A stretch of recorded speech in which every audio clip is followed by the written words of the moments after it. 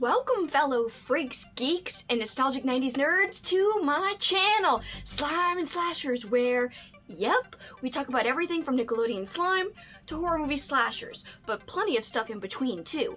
And today is a book-themed video! I can't wait. So I'll be doing a little wrap-up of all my August reading, and I'll also be telling you about my September TBR. Plus, I'll be giving you a few sneak peeks at what's to come in the next few months. So stay tuned. Right after this intro, we'll come back and we'll get right into it. See you back here in a second.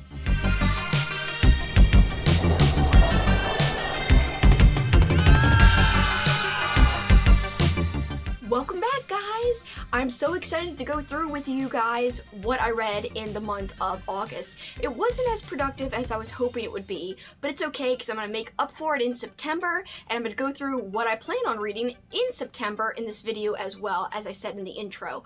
So I'm really pumped to get into all this. I will say I'm recording this super early, so even though technically at the time of recording right now, I'm still in August, I am hoping to be done one of the reads by the time September rolls around, but I'm filming this early. It's actually being filmed on August 28th, which is the night before this big hurricane is supposed to hit, so by the time you guys see this, the hurricane will have hit. I am going to film this tonight, I'm going to edit it tonight, and I'm going to upload it tonight so that in case I lose power, this video can get up there. So hopefully the hurricane won't be too bad.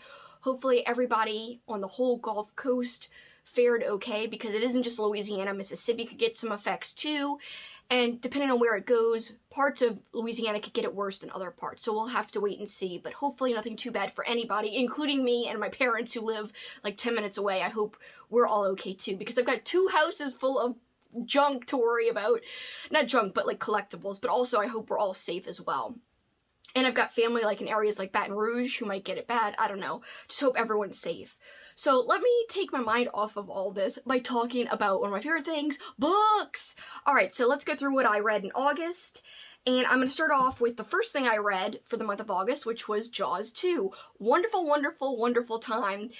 A little slow at parts, and I do wish that there were more instances of shark attacks. However, I really liked this story, especially when I compare it to Jaws 2, the movie. I think there was a lot more logic behind the attacks because we got peeks into the shark's psyche. And the shark was pregnant and hungry as hell, so it makes sense that she would go after anything and everything and basically eat anything that's around. She wasn't very picky in terms of what she wanted to eat, because she was just starving because she was pregnant.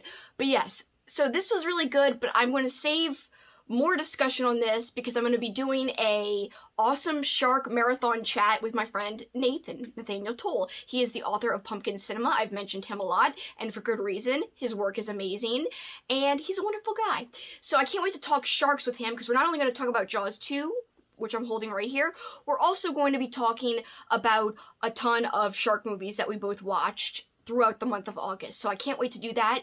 We're supposed to film it this week if I don't lose power. So fingers crossed, hopefully the power stays on. And if not, we'll film it a little bit later, no biggie. But yeah, stay tuned for more on this when I talk with Nathan.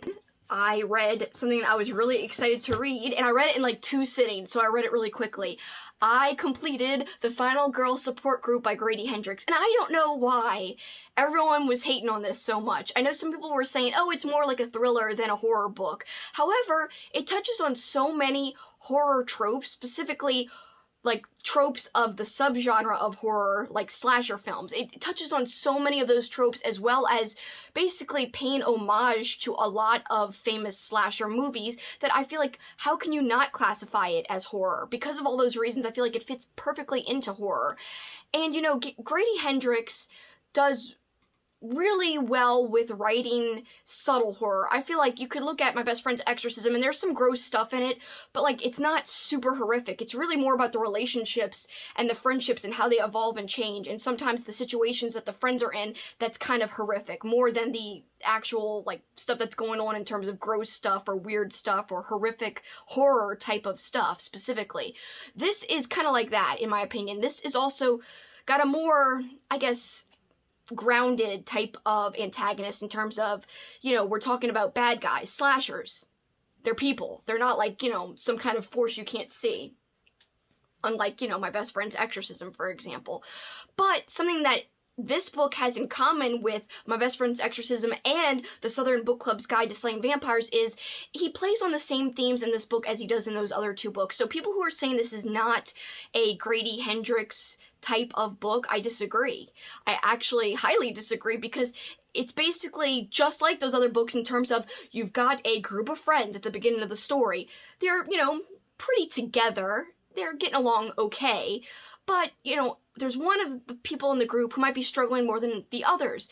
And also, one of the persons in the group also might be going through something that the others don't believe her. And it's usually always a group of women, not just any group of friends, it's a group of women. This one character has to face all the odds on her own and then ends up coming out on the other side stronger and better at the end. So to me, this follows that theme that his other two books do. So it is definitely a Hendrix type of read. It fits perfectly in with his other work, and it's just delightful, especially if you like horror slasher films. It really pays homage and is a nice ode to that. Lots of winks and nods to the whole subgenre of horror movies, which are slashers. So yeah, I highly recommend it. I had a good time reading this, and I don't know, it was just a fun read, especially after reading Jaws 2, which was a little slower. This one was really a lot quicker in my opinion.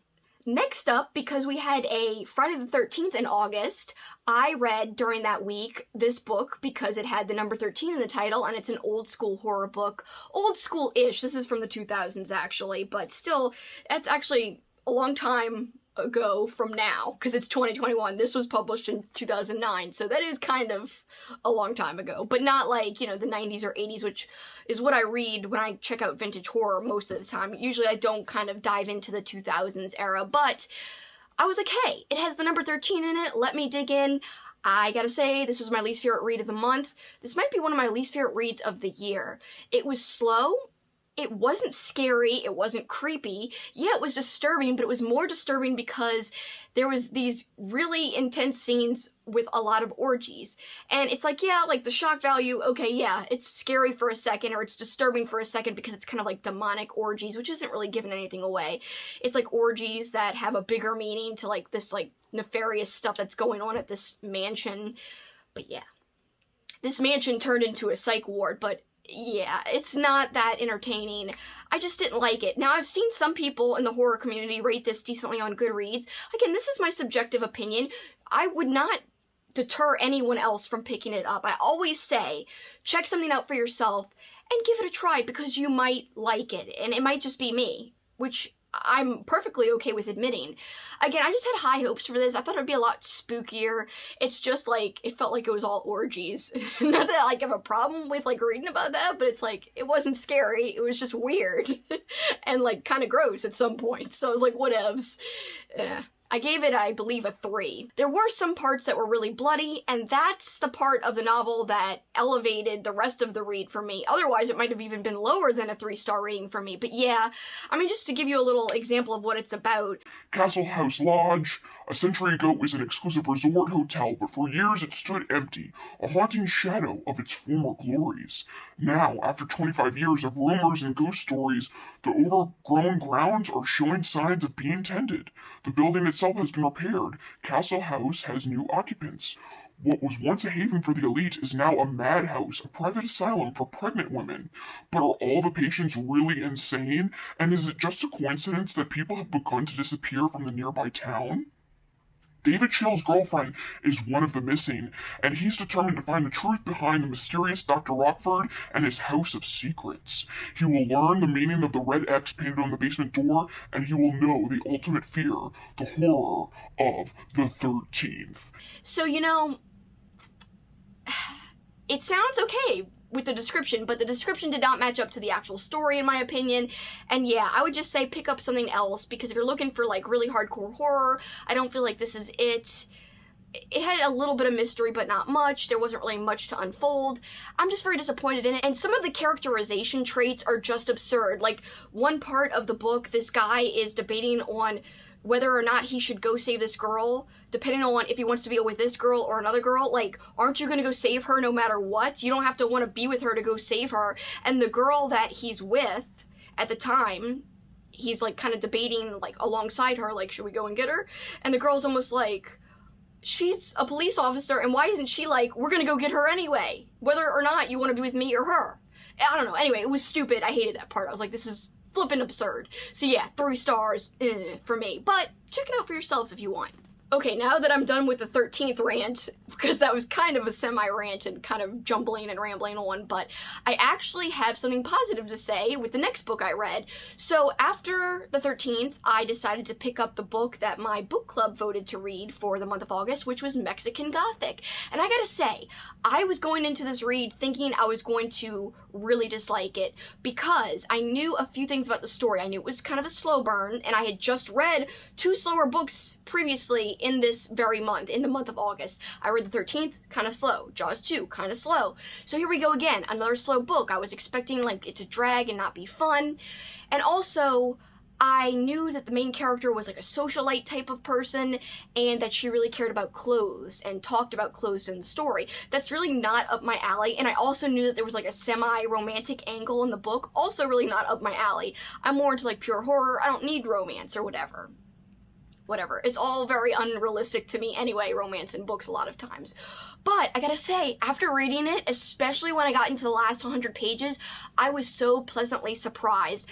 I thought that the turn that the story took was unique in terms of what was causing things to unfold in the house. I thought just the premise was kind of multifaceted, and I really enjoyed it. And actually, the character I thought I would dislike, the main character, Noemi, who is our main protagonist, I thought I just wouldn't have anything that I could relate to with her.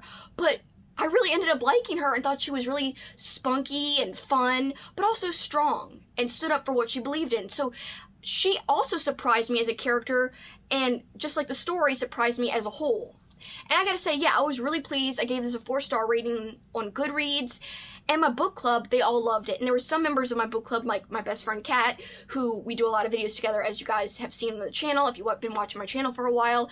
She said it was her favorite book that we've read as a book club together, so she really loved it.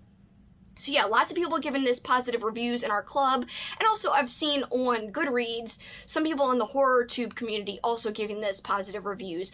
And also I will say, I've never listened to a book on audio before, an audiobook essentially, but I did for this one because I was worried it was going to be so slow and I would have a really hard time getting through it.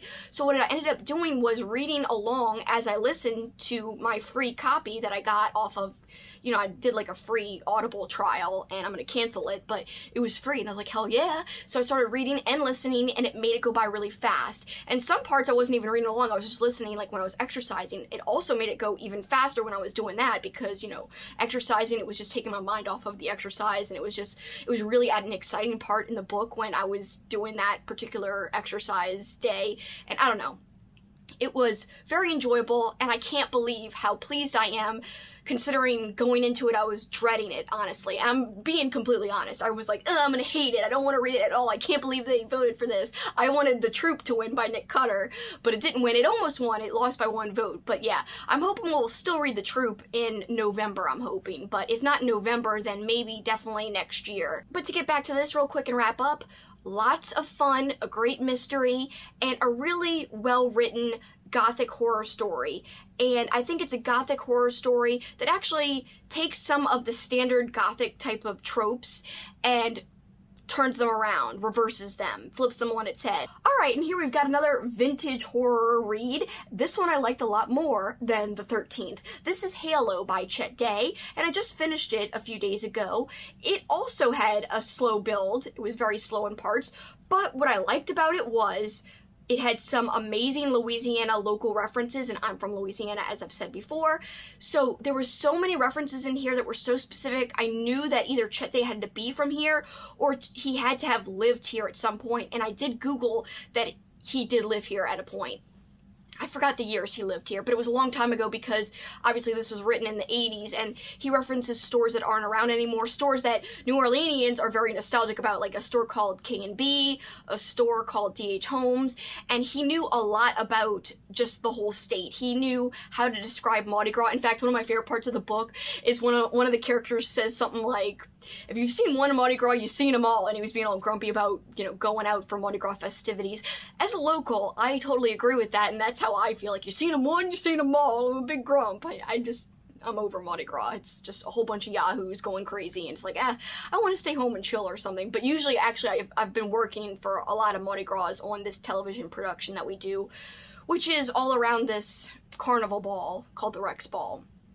I probably won't do it this year because I'm not working at that TV station anymore, but there is still a chance that I could freelance and they could still use me, but we'll see.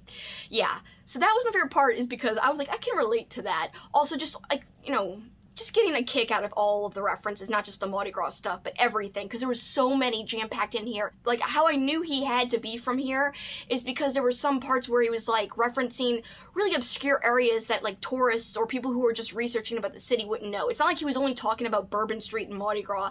He was talking about this area called Fat City. He was talking about just all these really specific areas that I was like, there's no way. He even had, like, a local football team, like, its name correct, and it's not like a big football team like LSU. It was like a small football team called, like, the Newman Greenies, and that was accurate. So lots of cool stuff in here as a local. I was like, I really enjoyed all of those little references. And besides just the slow build, another negative about this book is that it was not written in the best way, in terms of the writing is quite dated. There's some things that are very offensive if you look at it from like a 2021 standpoint. It was definitely a product of its time. Again, I don't really subtract points from that for a book usually, because a lot of vintage paperbacks are like that, to where they have just some offensive language especially.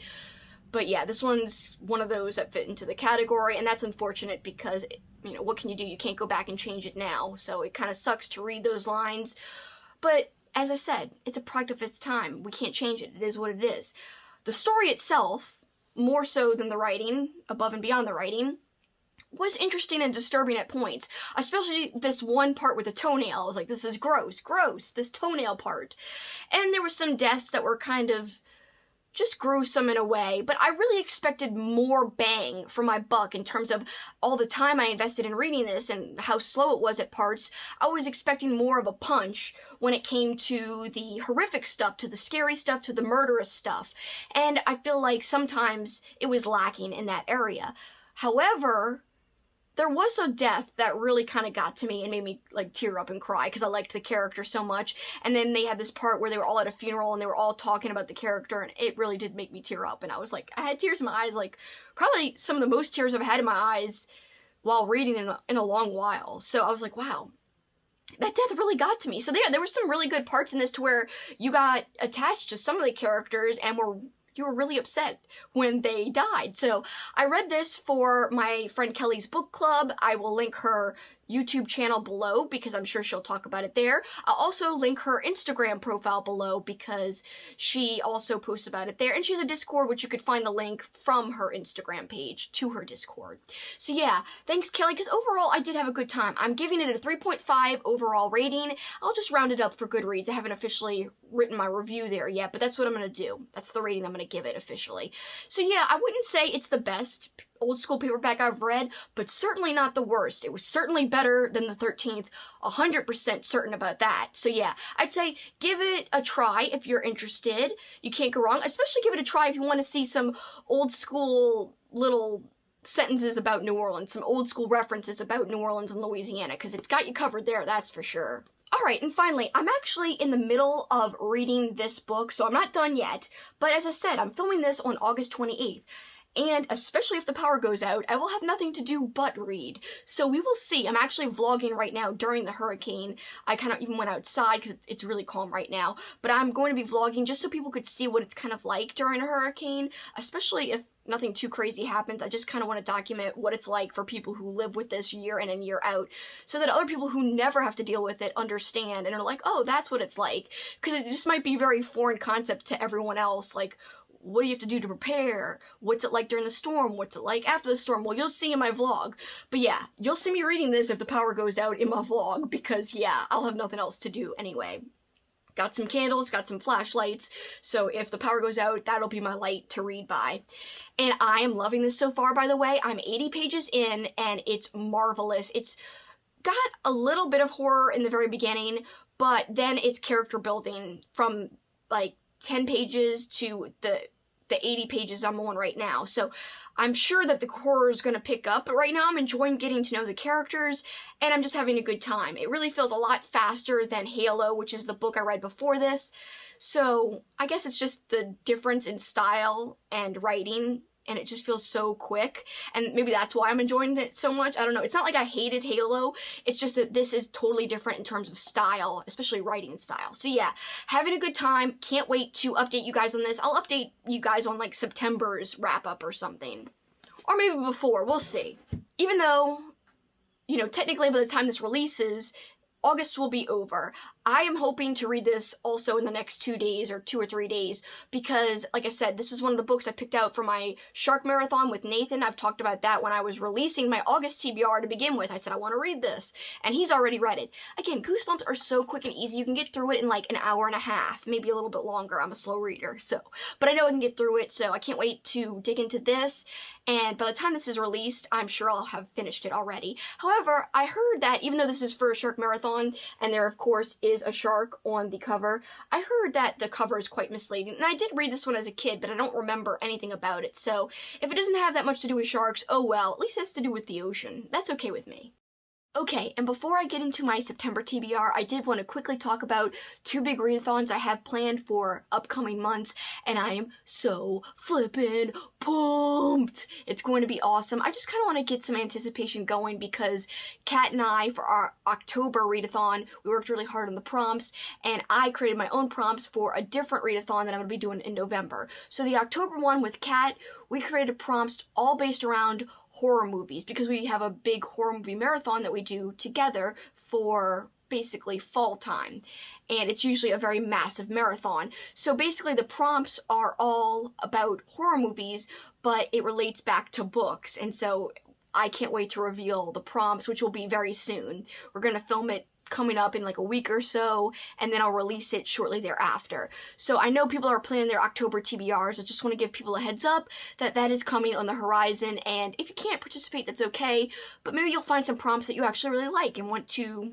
partake in, or maybe the books you were already planning on reading matches the prompts, and hey, that would work out. I know that's worked out for me in some of the prompts that I created for that October marathon. I'm already like stuff that I had picked out. I was like, oh, it matches, it works, whatever, it's great. And the other readathon I have planned, which is the one I'm doing by myself, I created a whole list of prompts, 9 prompts and 1 bonus prompt. It's based on the 90s because, you know, I love the 90s, and this is supposed to be a nostalgia and a horror channel, so not just horror. It's also supposed to be very 90s thematic on this channel, and I haven't really been doing a lot of 90s type of content, so all the prompts for this readathon in November has to do with the 90s. It's got to do with 90s TV, it's got to do with 90s movies, and 1 prompt is about a famous 90s book, or a book that was published in the 90s, I should say. So yeah, that's something fun to look out for. I think you guys will really like the prompts, especially anyone who really likes Nickelodeon or old school family movies, and even I think there was one that was a horror movie or like a spooky movie on there too. But yeah, I cannot wait to reveal those prompts. Those will be coming soon because I want to do it ahead of time so that you guys have time to plan if you want to participate or not. And I am officially calling that readathon the Nostalgic 90s November Readathon. So hopefully you guys will want to participate. I cannot flippin' wait, and that is not exaggeration. When I was coming up with the prompts, I was so pleased with the way they were coming out. So hopefully you guys will like them too. On to the next part of the video. Okay guys, now on to the second part of the video, which would be my September TBR. I'm so excited to reveal what I'm going to read. Alright, so if you guys watched like a month ago my whole August TBR video, then you might have seen me talk about the Sandman and how I wanted to read it in August. Well, I didn't get to the Sandman in August. I wish I would have, but I just didn't have the time. I read a lot longer books than I did in July. So for August, I just had trouble getting through them all because there was just longer books in my TBR. So this one's not very long at all, but I still don't feel confident that I'm going to finish it before August ends. So I'm going to put this officially into September, and it'll be fun, and it'll still be thematic because it'll be like a September slasher. Even though I was doing a whole summer slasher things, S&S, it still goes September slasher. This will be like the main slasher I'm reading for the month of September. Can't wait to dig in. I talked about this a little bit in my August TBR about what it's about. Alright, and I'm super pumped about this. So my friend Kat and I were planning to buddy read this together no matter what. but we just on a whim decided to nominate it for our official book club read for the month of September, and it won. So that really helps us because it kills two birds with one stone. So since we were going to read it anyway, now we don't have an extra book for book club. It's one and the same. It's our buddy read and it's our book club read all in one. So it's perfect. It worked out great. So this is A Deadly Education by Naomi Novik. I hope I'm saying the last name right. Look at this beautiful dust jacket. It's very shiny and gold, and you see it reflecting my light. I like that. Oh, very nice. So this I've heard described like Harry Potter, but with darker magic, and also Harry Potter, but like an older type of school of magic, not just like for kids and above. This is kind of like for high school, I believe. So it's like a dark school, a school of dark magic, and I'm flipping here for it. I cannot wait. I guess my official theme for September is just buddy reads, because I seem to be doing a lot of buddy reads, specifically a lot of buddy reads with my friend Kat, because as I told you guys before, we were going to read A Deadly Education together. Now our whole club's reading it, but we're also going to read Cabal together by Clive Barker. Now this is the book that the movie Nightbreed is based on, and I'm so excited because I love Nightbreed. I think it's one of the most underrated horror movies, period, and it's funny because I have Hellraiser back there, which of course is based on Clive Barker's The Hellbound Heart. So yeah, there's Hellraiser. Here I'm, holding another Clive Barker work in my hands, and I just am so pumped to get to this because I've been meaning to pick it up for a while now. And also, not only are Kat and I reading the book, we're also going to be watching. For me, it's a rewatch. I don't know if Kat's seen it. Maybe she hasn't seen it in a while, if she has seen it. We're going to be watching Nightbreed as well for our Halloween horror movie marathon. We both have separate marathon lists, but we have some movies that are in common on both of our lists. And Nightbreed is one of those movies that we'll have in common. I can't wait for all of it. Cabal and Nightbreed. It's gonna be flippin' magical. Alright, and yet another thing that I'll probably end up buddy reading with somebody. This I'm going to start at the very back end of September.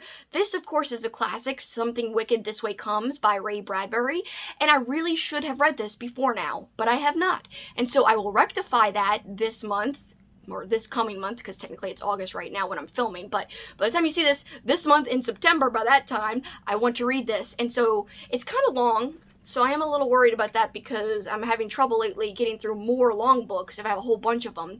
But I'm confident I'm going to make it happen because I'm really intrigued to see how the story plays out. I have seen the movie that is based off of this book, and I loved the movie, so can't wait to get into this specifically. And I've got a few people in my book club who want to read it as well, so they'll probably end up buddy reading it with me. And not just Kat, I'm talking about actual other members of the club too, so that should be a lot of fun. And I just feel like I'm going to be getting a dose of classic literature that I should have more of, and so this is going to do that for me. I can't wait. I've heard a lot of great things about it from all kinds of people, and Bradbury's like the master of fall, the master of autumn time, the master of Halloween, and he writes so eloquently about that time of year that I think this is going to be such a joy, and it's going to be the perfect thing to really get me hyped for the autumn season. And finally, this one is kind of the one I'm most excited about, and speaking of getting hyped for the autumn season, I'm going to also be buddy reading this with my friend Kat. This, of course, is Autumn Crow by the very beloved YouTuber and author Cameron Chaney, of course, of the channel Library Macabre. We all love his YouTube. We all think his content is great, and it is. I always tell people it's top notch. It really inspires my channel so much what he does on his channel because it's just quality content. Video after video after video. The editing is just marvelous. So I could gush on forever about the editing and the video quality and like just the way the videos are in terms of how entertaining they are and how just down to earth Cameron seems. And I think that's why everyone really enjoys his stuff so much. And that's definitely a reason I enjoy it. But I have to read his book, and I can't believe I have not already. I should have read it the first month I discovered his channel. However, I was forcing myself to wait, and I'm so happy because it's going to be so much extra fun to read this, not only in September. You would think, why aren't you reading it in Halloween? Well, Autumn Crow? How appropriate would it be to literally start off autumn, literally on the first day of autumn, with reading this? So I'm going to be doing a whole reading vlog of Autumn Crow, and I'm going to start the book on September 22nd, which is the official first day of fall, the official first day of autumn, whatever you want to say. It's going to be badass, and I cannot wait. And Kat's going to do it the same day as me. She's going to start it that day. It's a collection of stories. I should be able to get through it fairly quickly, and should be able to post the vlog soon after the first day of fall, like, you know, a couple of days after, at most a week after. But also, not only will I feature this book in a whole standalone reading vlog, I'll also show some clips of me reading it, because I'll be doing a whole first day of fall vlog in general. And that will consist of me dusting off and getting out and hanging up all of my Halloween clothes, because for Halloween, I literally wear a thematic outfit every single day of the month. So, and sometimes I start on the first day of fall with me wearing the thematic outfits. But yes, I wear something thematic every day. I have freaking jewelry, I have tights, I have sweaters, I have shirts, I have sleep shirts, I have all kinds of things. So you'll be seeing me, like, I'll do a whole time lapse of me hanging up the clothes. I'm going to be baking brownies, because there's a story about brownies in here, so that'll be featured in the reading vlog and the fall vlog. And also I will be revealing my flippin' 30 movie horror movie marathon. It was 50 movies, but I had to cut it down because I'll never be able to read if I try to watch 50 movies. Last year I watched 65. I don't know if I'll even get close to that. Like I said, I'm aiming low at 30, which you might say is a lot, but for me, it's aiming low because I've been doing 50 and 60 and over the past couple of years, so this will be a lot less than those last 2 years that I've done, but it'll still be fun. I'll reveal the list of movies, and I'll also kind of show you my Halloween binder, which has all my planning stuff in there, and I'm actually going to vlog me watching my first movie off of my marathon list, because yeah, my big plans for that day: vlogging, baking brownies, reading this, watching whatever movie I choose to be my first movie off my list, and like I said, the hanging up of the clothes and decorating a little bit. Oh my god, I'm so pumped. I can't wait. So yeah, so why not start off the flippin' excitement on the first day of autumn, the official first day, with this, plus a whole bunch of other fun things, and document it for all of you to see. So that's it. That's my September plans. I'm gonna cap off the month with this. And I might still be reading this too by the end of the month as well, alongside. But I'm going to pause this if I'm not finished by September 22nd, and then start Autumn Crow and finish Autumn Crow, and then I'll pick this back up if need be. But yeah, oh, I cannot wait. I am so hyped for fall. So yes, all we have to do is get through this freaking Hurricane Ida, and then I can really start getting just excited and to the moon happy about everything, because right now I'm kind of worried. That's like in the back of my mind a little bit. And also, hopefully nothing happens like last year where we actually did have a hurricane at the end of October, which is so rare and weird because usually they don't come that late. We had one the week of Halloween, and I lost power for literally like 2 days leading up to Halloween. I think I got the power back the day before Halloween, or maybe 2 days before Halloween. It was terrible. I was like, oh my god, how could this happen? And my parents didn't have power on Halloween, so they came over because I was like, you guys cannot spend Halloween like in your house without power. Come over. So they did, and had some candy and like hung out and had dinner and stuff. So yeah, hopefully this Halloween we will not have that at least. And hopefully by the time I release this, Ida is gone, is out of our hair, and that everyone is okay and safe and not too much damage has occurred. Got my fingers crossed for myself, for my parents, for everyone in all of Louisiana, Mississippi, and any other areas that might be affected. So thank you guys so much for watching. You know it means the world to me because I say thank you every time, but I truly do mean it time after time, because you guys have been commenting more and more and saying how much you enjoy it, and it like makes my heart swell every time I read these types of comments, and I get so excited, like, oh my god, they're liking like the content, they're liking what I'm releasing.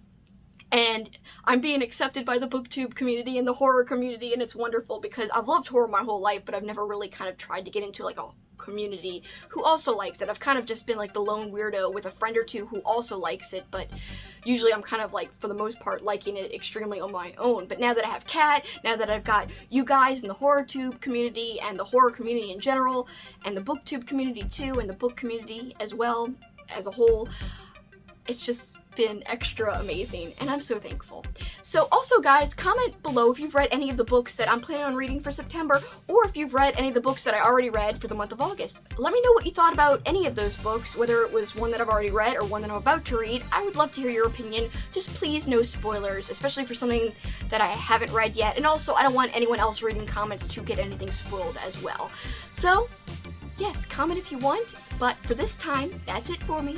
Till next time, keep on killing it, guys. Bye. Thank you.